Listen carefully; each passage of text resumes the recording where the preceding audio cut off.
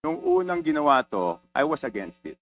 How can we investigate ourselves? That is the primary question. So kung ang isang congressman, sabi nyo kanina, kahit sino masagasaan, wala tayong sasantuhin, kahit congressman, kahit senador. Eh kung ang congressman hindi pa pwedeng maging resource person at hindi natin pwedeng pa-testify under oath, eh di ibig sabihin sa usapang to, exempted ang congressman. So paano tayo mag-iimbestiga?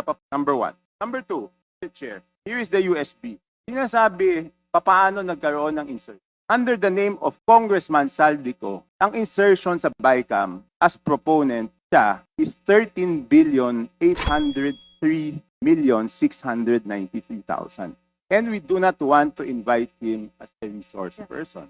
Mr. Chair, sorry. Comsec, can you show this? Para lang sabihin hindi ako Mr. Chair, with nag-invento. due courtesy. Wait, I have the floor. Yeah, I have the floor. Yeah, but I have Mr. the floor. No, Mr. I Chair, have the floor. just to, on the I have record, the floor. on the record, Mr. I Chair, have the floor. we did not refuse Suspend. to I invite. have the floor. Mr. Chair, Suspend. motion to suspend. Mr.